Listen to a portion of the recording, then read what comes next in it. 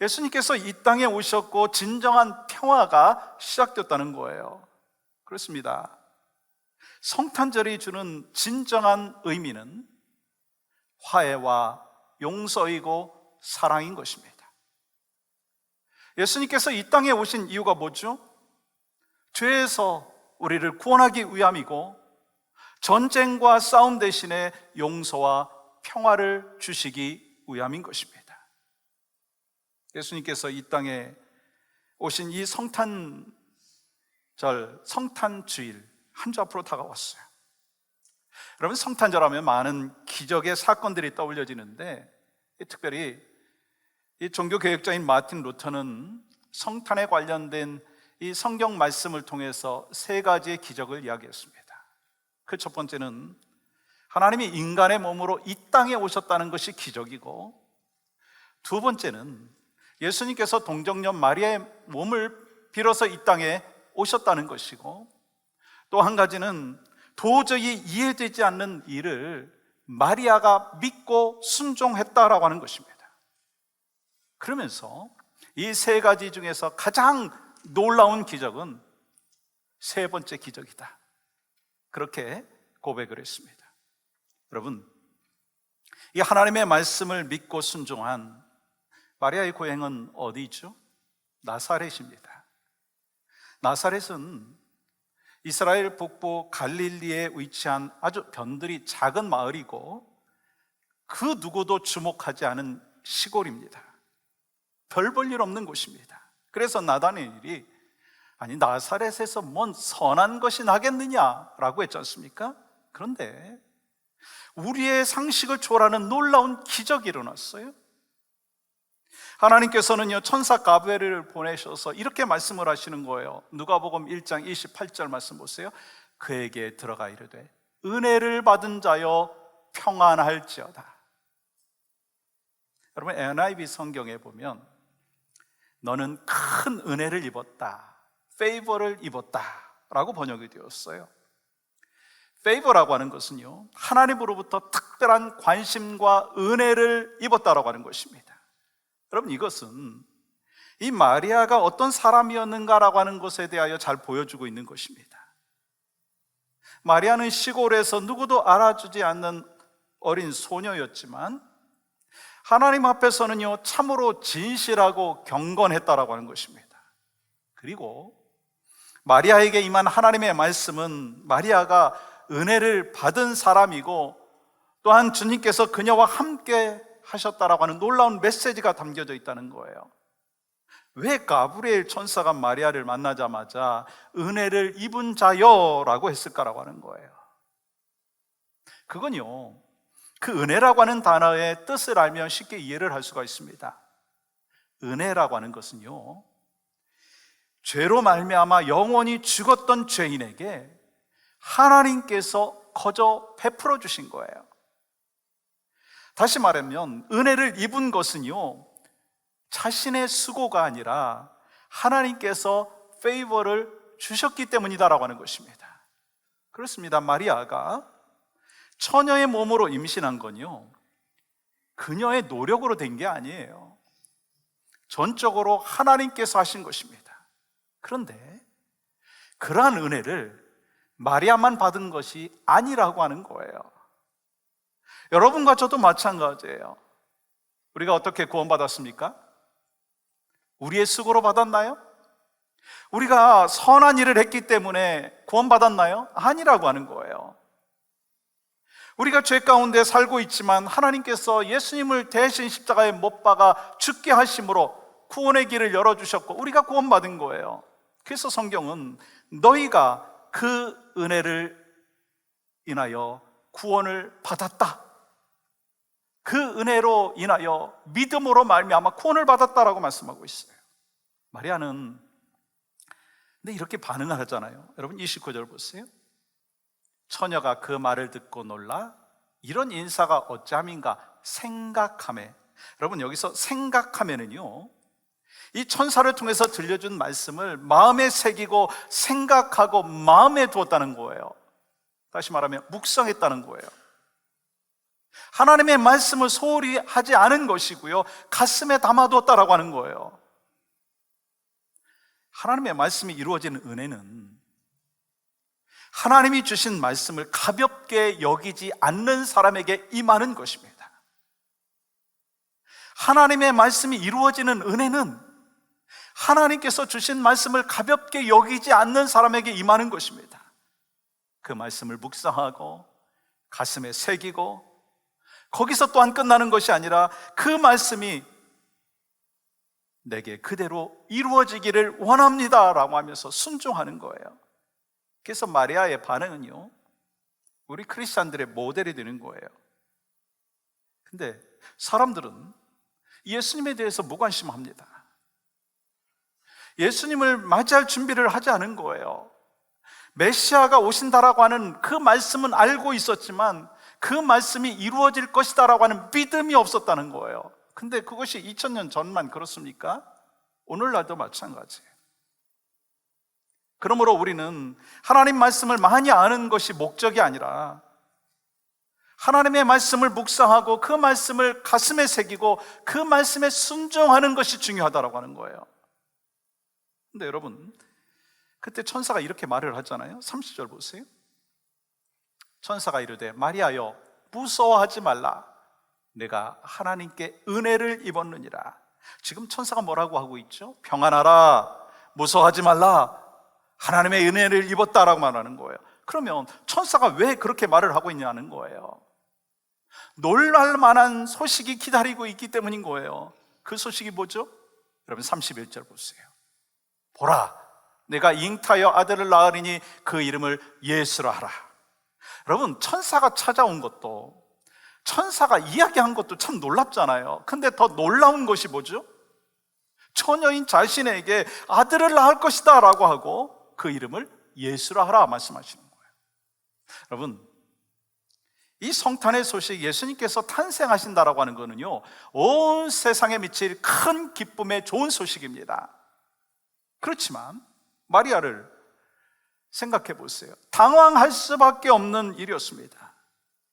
은혜로운 소식이라고 하는 것은 알고 있지만 당혹스러운 그런 상황이었어요. 왜요? 그 당시 유대 관습으로 보면 결혼하지 않은 약혼한 여인이 아이를 낳는 그 일이 벌어지면 돌에 맞아서 죽을 수도 있는 그런 상황이었기 때문인 겁니다. 그렇기 때문에 성탄의 소식이 온 세상에 미칠 큰 기쁨의 소식이고 생명의 소식이지만 이 소식을 들은 소녀는요, 당황할 수밖에 없었다는 거예요. 그게 당연한 거 아닌가요? 여러분 34절 말씀 보세요. 마리아가 천사에게 말하되 나는 남자를 알지 못하니 어찌 이 일이 있으리이까? 저는 남자를 알지 못하는 처녀인데 어떻게 이런 일이 있을 수 있습니까? 당연한 거 아닌가요? 아니, 남자 없이 여자 혼자서 임신을 한다라고 하는 거, 여러분, 인류 역사에서 전무, 후무한 것입니다. 특별히 이런 과학 문명의 발달로 이성적인 지식이 정말 길들여져 있는 현대인들에게는요, 더욱더 가능한 반응이라고 이야기할 수가 있습니다. 그래서 사람들은요, 말도 안 되는 일이라고 하면서 믿지 못하죠. 신화라고 얘기합니다.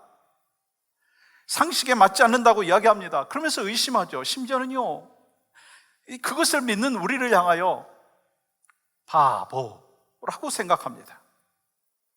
그러나 우리는요, 예수 그리스도께서 동정녀 마리아를 통해서 탄생하셨다는 사실을 믿습니다. 그리고 예수님께서 우리의 죄를 대신해서 십자가에 못 박아 죽으심으로 인하여서 영생의 길이 열렸음을 믿습니다. 그러므로 그 사실을 믿는다는 그 자체가 기적이고요, 하나님이 주신 축복인 줄 믿습니다. 여러분 35절 보세요.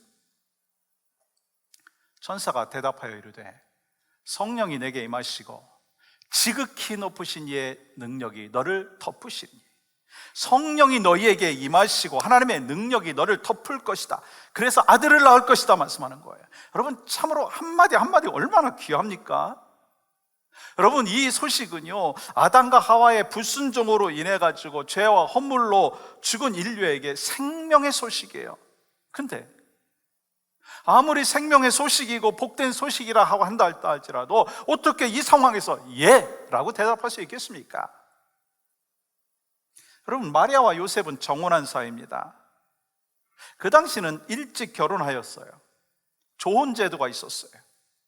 그래서 마리아의 나이는 10대 중반 정도 되었을 것입니다. 그리고 정혼하고 1년이 지나면 결혼을 하게 됩니다. 또한 당시 문화는요, 1년 사이에 약혼한 남자가 죽으면 여자는 결혼을 하지 않았어도 과부가 되는 거예요.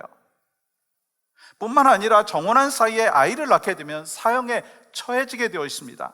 그렇기 때문에 마리아 한 사람만의 문제가 아니에요. 온 가족도 매장이 될 수 있는 상황이고, 아무리 요셉이 조용히 끊고자 한다고 한다 할지라도 그 사실이 드러나게 되면요, 요셉의 마음에 엄청난 상처가 되는 것입니다. 도저히 납득할 수 없는 상황입니다. 그때 천사가 뭐라고 이야기하죠? 36절 보세요. 보라, 내 친족 엘리사벳도 늙어서 아들을 배웠느니라. 본래 임신하지 못한다고 알려진 이가 이미 6달이 되었나니. 이 사가랴와 엘리사벳은 나이가 많이 들어가지고 아이를 낳지 못하는 제사장 가정입니다. 근데 마리아는요, 이 말을 듣는 순간, 아니, 임신이 불가능했던 엘리사벳이 하나님께서 은혜를 베풀어 주심으로 인해서 임신을 했듯이 자신이 남자를 알지 못하는 처녀이지만 하나님께서 은혜를 베푸시면 얼마든지 임신을 할 수 있다라고 하는 믿음이 있는 거예요. 여러분, 사실 사가랴와 엘리사벳, 천사가 아이를 낳을 것이라고 말했을 때 처음에 믿지 못했어요. 받아들이지 못했어요. 여러분, 사가랴가 누구죠? 제사장이에요. 말씀을 아는 사람이에요. 아브라함이 100세에도 아들을 낳은 것에 대하여 잘 알고 있는 사람입니다. 그런데 그가 어떻게 고백을 하고 있죠? 누가복음 1장 18절 말씀 보십시오. 내가 늙고 아내도 나이가 많으니이다. 이 사가랴가 믿음이 없어서가 아니라 상황을 보면은요, 전혀 불가능한 상황이에요. 그래서 우리가 아브라함이나 사가랴나 엘리사벳이나 마찬가지로 의심할 수밖에 없는 상황이었다는 거예요. 그런데 하나님만이 할 수 있는 상황 속에서 사가랴에게 기적이 일어난 거예요.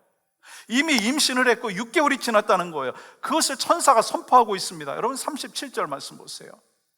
대저 하나님의 모든 말씀은 능하지 못하심이 없느니라. 이 말씀 같이 읽어볼까요? 다시 한번 같이 읽겠습니다. 시작. 대저 하나님의 모든 말씀은 능하지 못하심이 없느니라. 하나님의 말씀에는 불가능이 없습니다. 전능하신 하나님께서 말씀하신 그대로 이루어진다는 거예요. 여러분, 이게 복음이에요. 전능하신 하나님이라고 하는 사실을 믿게 되면 모든 것을 믿게 되는 거예요. 하나님께서 사람의 몸으로 이 땅에 오신 성탄도 마찬가지예요. 예수님의 탄생, 성탄은요, 사람의 이성으로 설명을 하려고 해도요, 설명할 수가 없어요. 제가 여러분한테 막 설명하고 이해시키려고 노력을 해도요, 그게 가능하지 않은 거예요. 여러분들 중에 성경에 말씀하고 있는 내용 중에 믿어지지 않는 것이 혹시 있습니까? 하나님께서 천지 만물을 창조하셨다. 말씀으로 홍해를 가르셨다. 말씀으로 오병의 기적을 베풀어 주셨다. 예수님께서 죽으셨다가 부활하신 그 사건 하나가 여러분 머리로 이해하려고 하면은요, 평생 이해할 수도 없고 믿을 수도 없다는 거예요.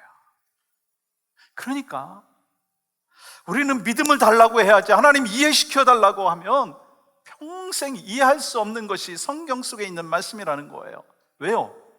하나님께서 하시는 일이 우리의 이해를 넘어선 일이시기 때문인 거예요. 우리는 요만큼 생각하는데 하나님은 이만큼에서 말씀하시고 행하시는데, 우리가 요만큼 되는 사람이 어떻게 이만큼 되는 하나님의 일을 이해할 수가 있겠습니까?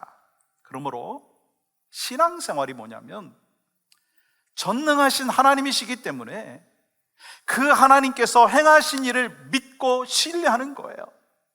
모든 것이 가능하신 하나님, 말씀대로 이루시는 그 하나님을 믿는 것이 신앙생활이에요. 여러분, 이 말씀에 대해서 마리아는 어떻게 반응을 하는지 38절은 이렇게 기록합니다. 마리아가 이르되 주의 여종이 오니 말씀대로 내게 이루어지이다. 주의 여종이 오니 말씀대로 내게 이루어지이다. 여러분, 이 고백은요 정말 놀라운 위대한 고백입니다. 주의 여종이 오니 말씀대로 내게 이루어지이다. 마리아의 놀라운 반응이죠. 말씀대로 내게 이루어지이다.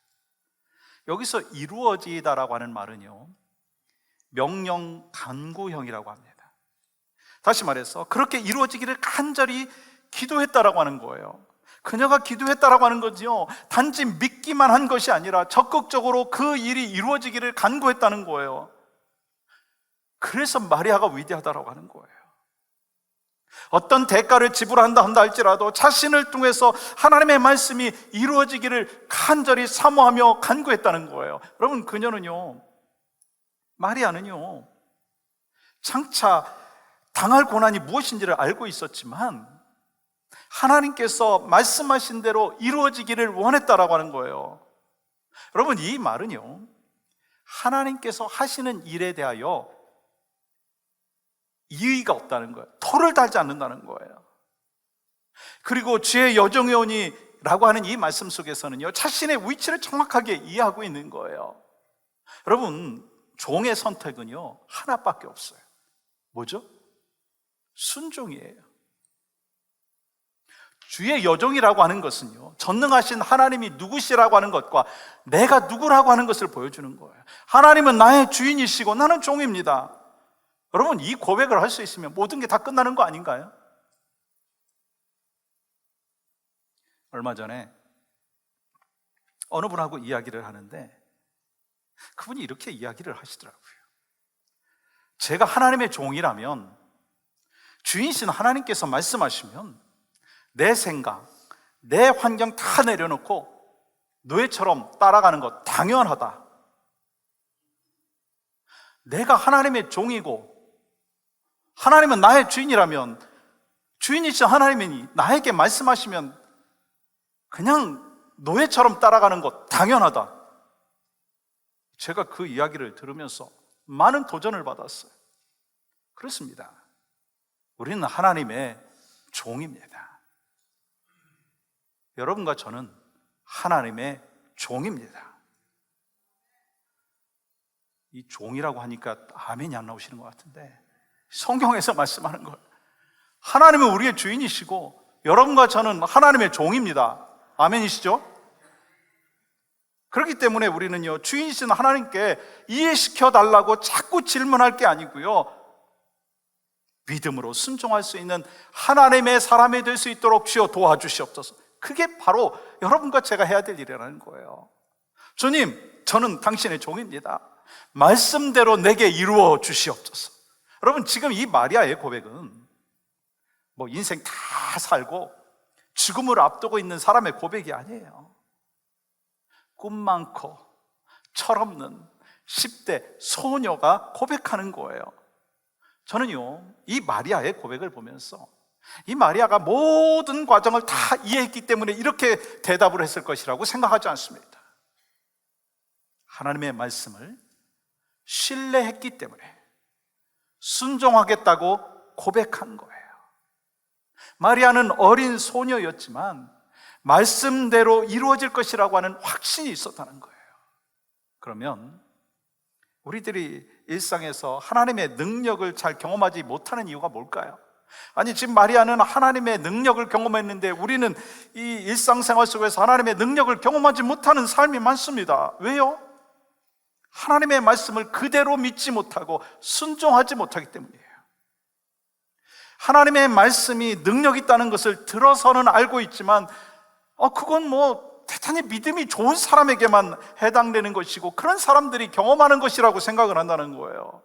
사랑하는 여러분, 하나님의 말씀이 우리에게 임했고 그 말씀은 능치 못할 일이 없는 줄 믿습니다.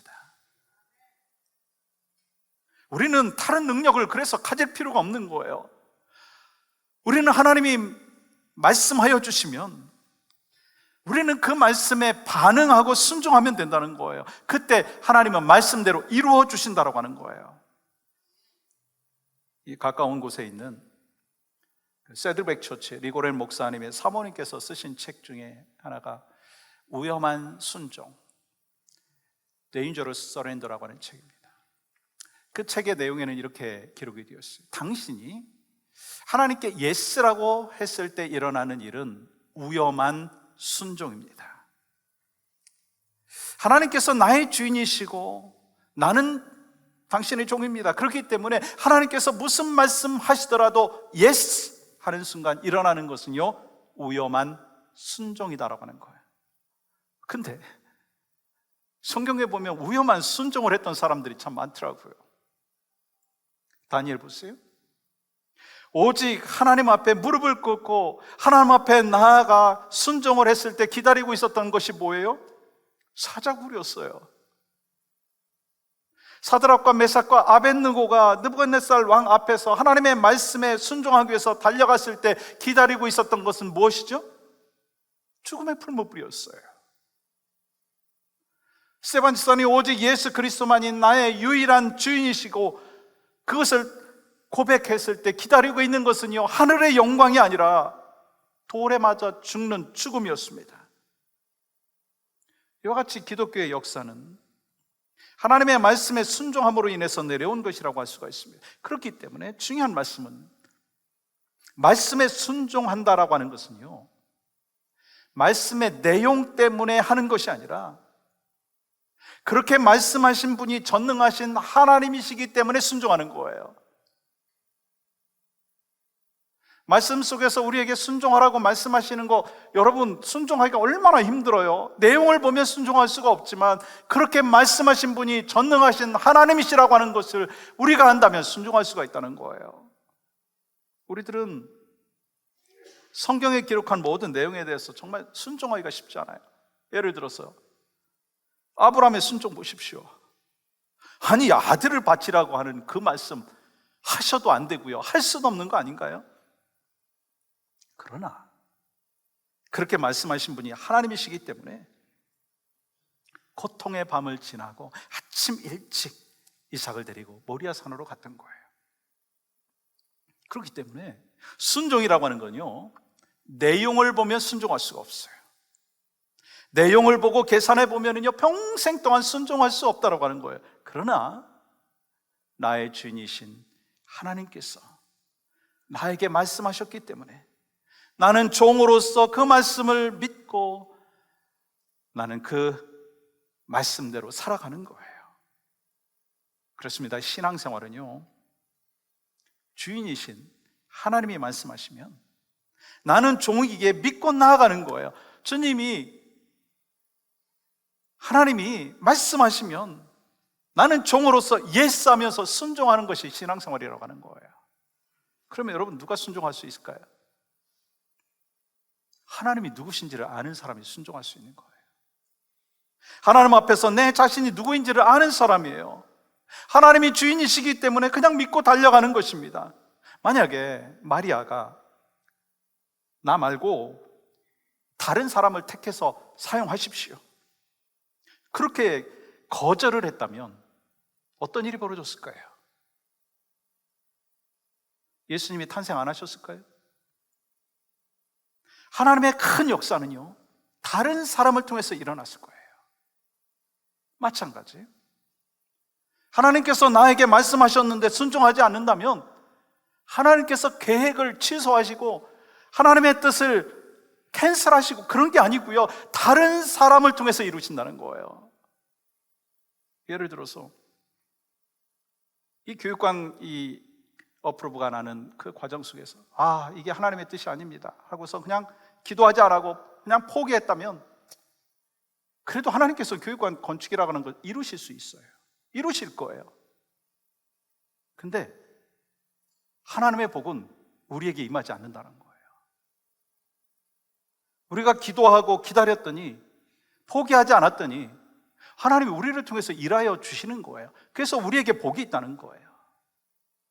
여러분, 다음 세대를 세우는 것도 마찬가지입니다. 우리가 다음 세대를 세우지 않아도 하나님은 다음 세대를 세우실 거예요. 우리가 거절하면 우리를 통해서 일하지 아니하시지만 다른 사람을 통해서 일하실 것입니다.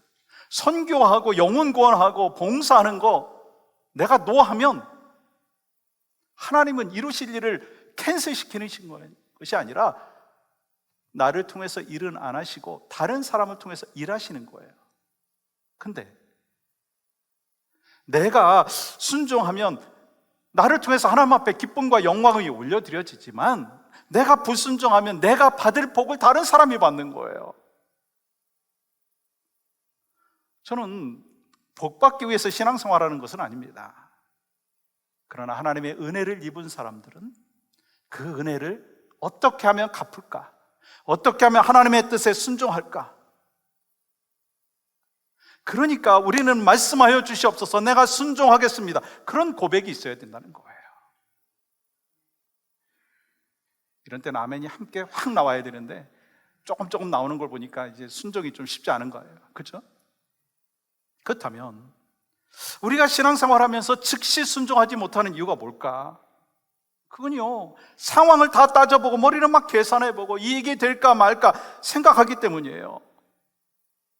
하나님의 말씀을 내 이성과 상식으로 평가하고 판단하면 안 된다라고 하는 거예요.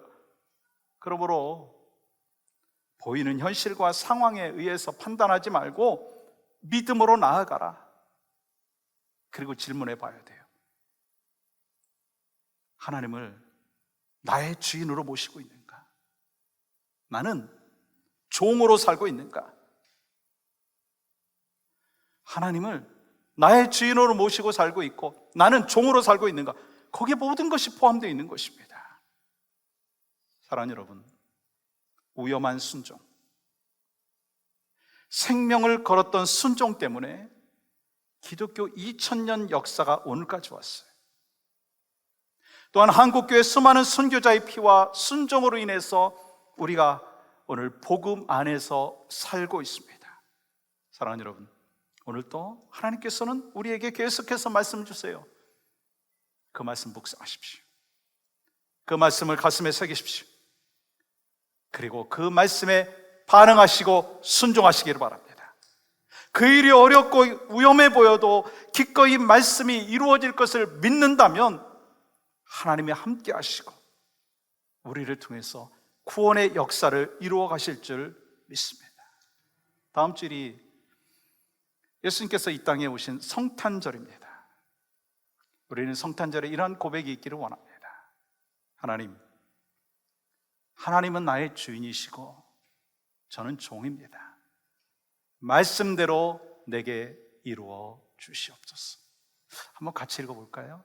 고백해 보겠습니다. 시작. 하나님은 나의 주인이시고 저는 종입니다. 말씀대로 내게 이루어 주시옵소서. 아멘.